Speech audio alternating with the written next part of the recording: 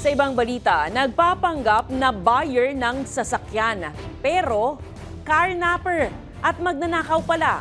Timbog sa modus na yan ang 4 na suspect na taga Tondo, Maynila matapos tangkaing mambiktima sa Bulacan.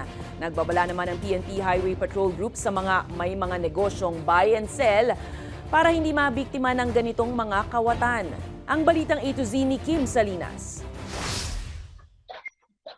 Makikita sa CCTV ang pagdating ng dalawang nagpakilalang buyer ng motor na pag-aari ng seller na si A sa kanyang bahay sa San Jose del Monte, Bulacan noong June 2. Pero laking gulat ni A nang walang kaabog-abog na tinutukan na siya ng baril ng nakahudi at pilit na pinapapasok sa loob ng bahay. Nakita natin noon na biglang tinutukan yung biktima at nagtangkang nakawin yung motorsiklo at kunin yung kanilang mga gamit din sa kanilang bahay. Sa loob ng bahay, tinadyakan ng suspect ang seller upang puwersahang pumasok sa kwarto.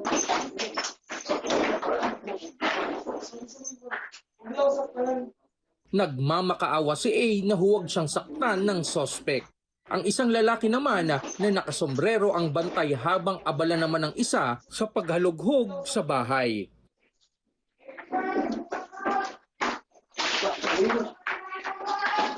Dito na nakatsyempo si A para magsisisigaw ng magnanakaw, kaya't naalarma ang mga kawatan at tumakas.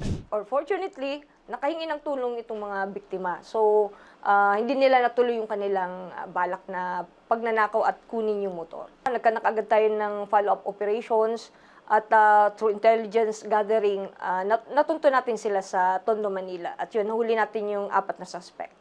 Napag-alamang matagal na itong modus ng naturang mga suspect, may standing warrant of arrest sa kasong robbery ang isa sa kanila. Itong mga suspect na to ay tinatawag silang Tondo Boys, na kung saan ito yung modus nila. Nagpapanggap silang mga buyers at pag nagkaroon opportunity, yon tatakutin na nila yung biktima at pagnanakawan nila. Nang tanungin ng balitang A to Z News Team ang mga kawatan, Bakit order lang po ng mga sasakyan? Sana po mapatawad po kami ng mga andrehan po namin na hindi naman po dapat namin kasalanan. Hindi rin naman po dapat namin nagawa. Humihingi po kami ng patawad sir sa mga nabiktima po namin.